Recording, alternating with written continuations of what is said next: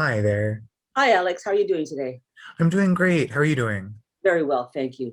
I have the pleasure of having with me today Alex Wilson with Action 13. And I'm Judy Chapala with the Loft Realty. And I'm very pleased to see you today, Alex. It's wonderful of you to join us. Oh, thanks so much for having us here. Yeah. And would you tell me, please, first of all, what exactly is Action 13? Yeah, so Action 13 is a new-ish. We're started in the pandemic, so it's kind of been a series of soft launches, if you will. But we're a climate action group that's community-led here in Ward 13 of Hamilton. So that's the community of Dundas and also folks from Center Flamborough. Excellent. Okay.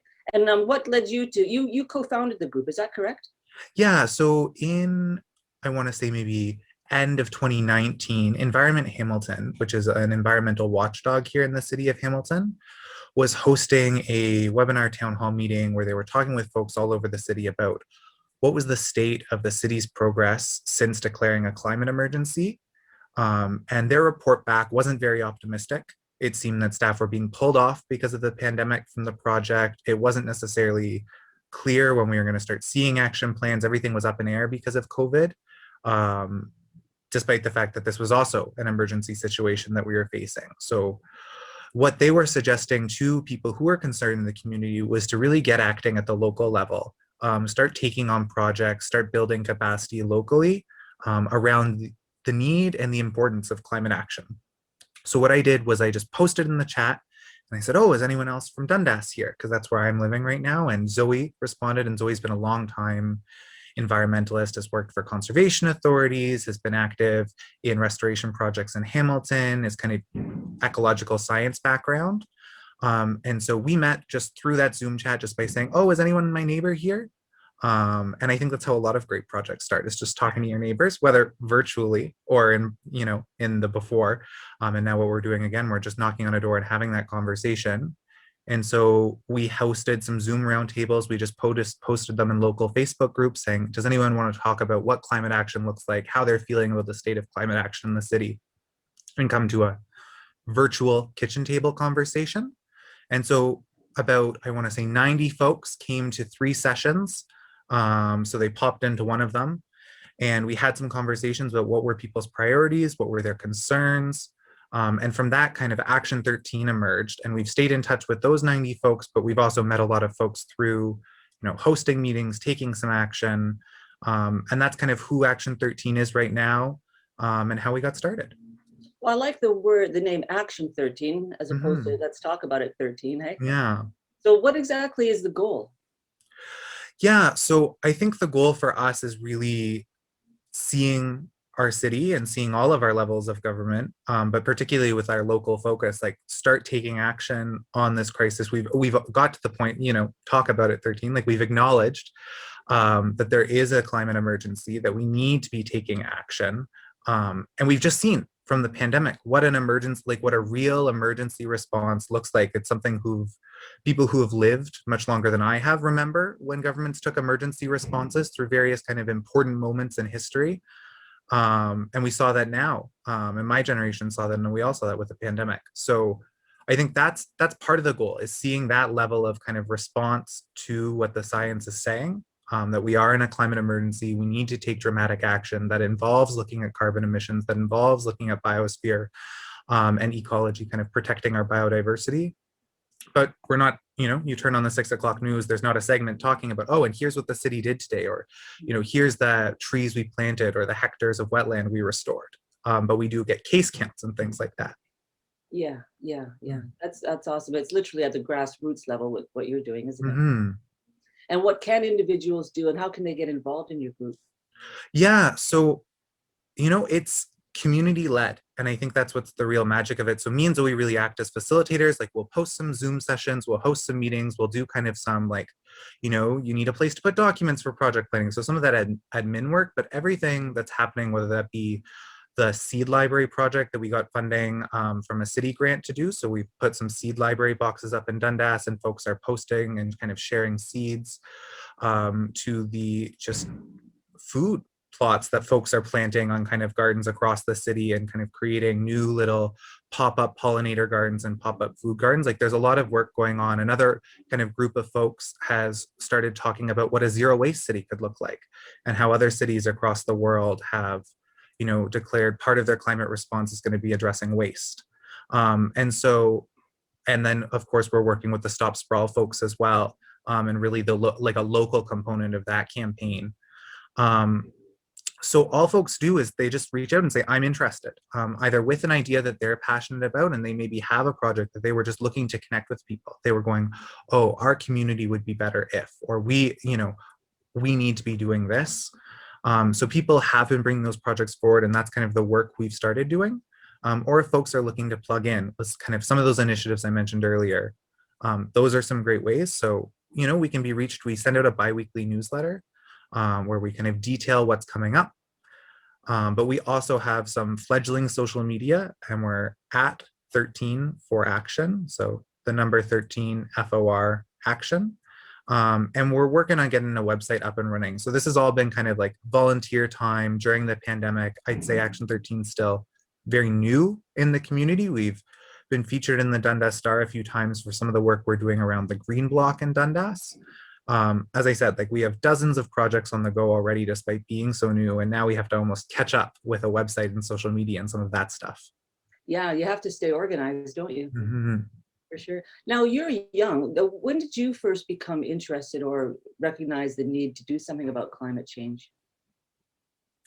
Oh, yeah, I think I've never been asked that question before. I think it's almost just a given. It speaks to almost how things have been going through, almost changing so quickly in time, like thinking about what we were talking about in the 90s when I was born, or now in like the 2000s, and now like we've seen the conversation move so far, but our response hasn't really kept up pace. And I think there's just something about growing up in that cultural moment that, this is kind of not a me problem, not a you problem, but it's something that we should all be working on.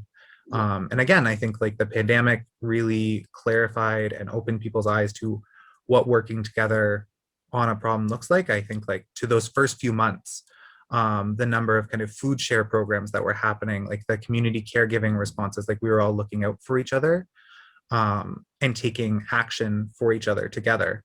And that's to me what a large part of climate action would look like. So I think for a large part, seeing all that happening really made me want to get involved in my community on an issue I care about. And I'm really glad, that's why I was at the Environment Hamilton meeting, how this all kind of got going. Good for you. Well, those of us who have been around a little longer have witnessed climate change in our own lifetimes. Mm-hmm. Even the fall colors are not what they used to be, because it's just a lot milder. The weather's so erratic and sort of inconsistent at the moment, isn't it? Just sort of up and down the temperature. You never know what it's going to do. So what do you see as the biggest threat to the climate personally? Yeah, I mean, I think we talk a lot about greenhouse gas emissions, and we should. Scientists are now also saying that the biodiversity crisis and loss of nature is a big part of this. But when we look up kind of upstream of those issues, or like why are those things happening? A recent report from the Indigenous Environmental Network and Oil Change International found that Indigenous-led climate resistance to fossil fuel projects in the US and Canada over the past decade has stopped or delayed what would have been a quarter of annual emissions from either, from the US and Canada. So like, I think when we see that and we understand how Indigenous resistance to kind of some of these infrastructure projects has such a huge impact, I think it really goes beyond like planting trees or like this, oh, we all have to do a little bit less. Like, I think there's some systemic reasons that our climate is in such peril. And like colonialism is clearly such a huge part of this. And we can see that just in terms of now the carbon emissions that have been delayed. So I see a huge threat being what we're already seeing when the news in our country when children found dead going to school, like going to institutions they were kidnapped to go to, being part of our history. And we talked about that for a little bit. It kind of made the news headlines. But again, where is that change? Where is the action? And we've seen some kind of announcements, but it almost feels like we said enough so we could keep on going. Yeah. And so, yeah, I think a real threat is this kind of denialism that we've seen on climate, and this kind of quiet or pervasive denialism that we're seeing to Indigenous people speaking about what's continuing to happen and the ongoing violence happening. So yeah, I see those as very connected, and being a huge something we need to overcome to live in a safe future. Something I think people forget, like we often talk about despair in the climate crisis, and I think people forget that we can live in a safer future. We have to act now, though, to make that future come true. Yeah.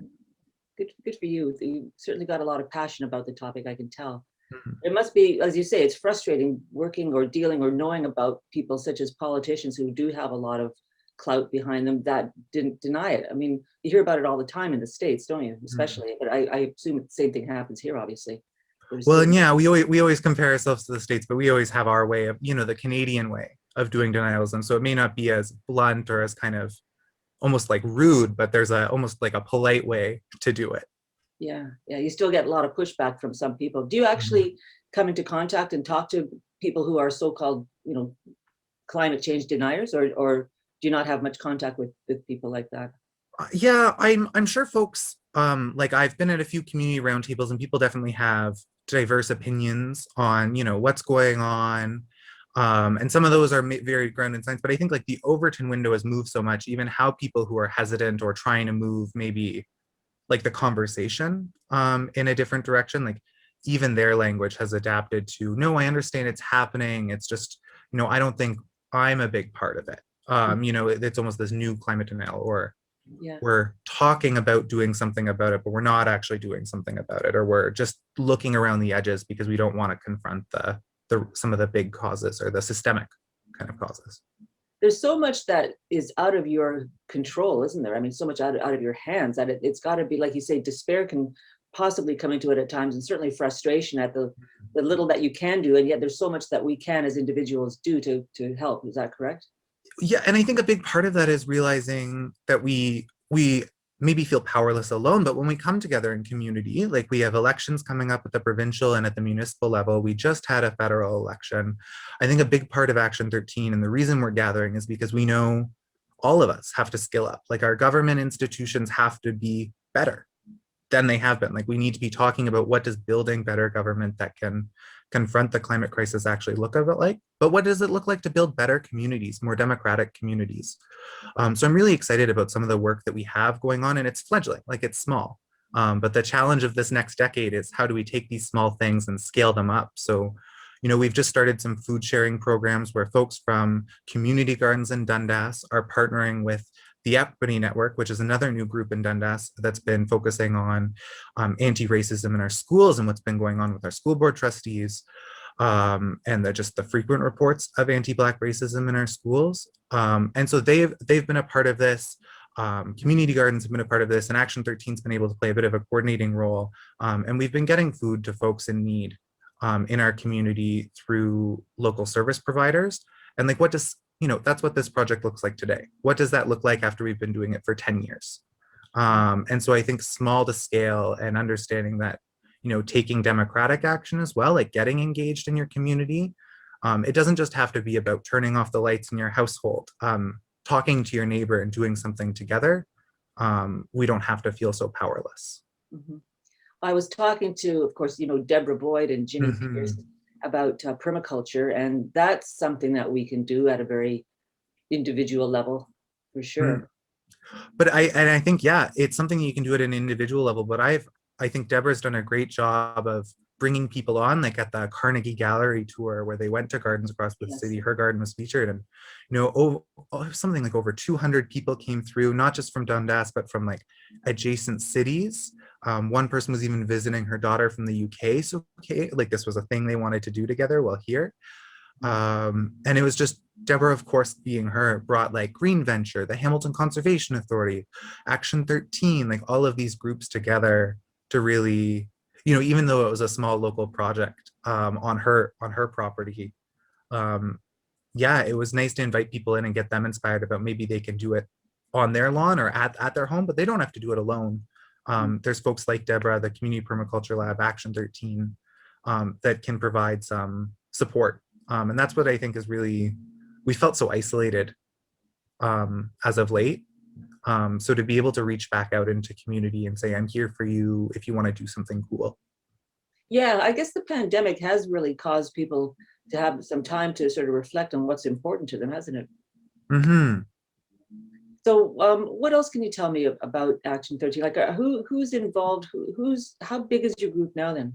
Yeah, so we're a group of groups in a sense, like it's a way for a lot of existing groups who are volunteering. So like the Turtle Watch, like the Dundas Turtle Watch, Dundas Works, like lots of folks who are engaging. The Association of Dundas Churches, lots of folks from that group have been organizing with us. Folks from Hamilton 350, like it's a chance for all of these groups, both Hamilton wide and the local ones, to have intentional conversations about climate action. So one of the things that we're kind of set out to do is we're looking at hosting a community climate action town hall in the coming months. And we were just in a planning meeting last night with some folks from some of those groups I just mentioned to talk about, what does this look like being a whole community project? Like if everyone comes together and all of these organizations, all of these volunteer groups put their effort behind putting something on, what would that look like? And what would we want it to achieve? So I'm really excited about kind of that scaling up that's already going on. So right now, I would say, we have about 100 people that we're regularly in touch with through our newsletter. I think that's growing quite quickly. And then different folks are always coming out to our meetings. We always have someone new, it seems like, in one of our weekly programs. So yeah, it's an exciting time, and we've been featured in the Dundas Star as well. So I think people are beginning to hear about us and beginning to get involved. And I hope to, if you're hearing this and want to get involved, encourage you to really reach out over email, over Facebook, over Twitter, and consider coming to our next meeting about something that sparks an interest for you. Yeah, that sounds excellent. Thanks, Alex. And thank you for being part of this group. It's really important. And I'm glad there's people like you around to take part in it and to help move it forward. Well, yeah, thanks so much, Judy. And I'd be remiss if I didn't just squeeze in that our city is in one of the biggest climate decisions we'll make with respect to the urban boundary. That is one of our largest contributions to carbon emissions in Ontario, is how we build housing and where we build it. So that's a decision our city's making right now. I'm sure folks have heard about saying no to urban sprawl. It's just a plug to really get in contact with council, consider sending an email or even delegating on the November 9th meeting and saying climate action needs to be the foundation of how we make this decision about how we grow. Excellent.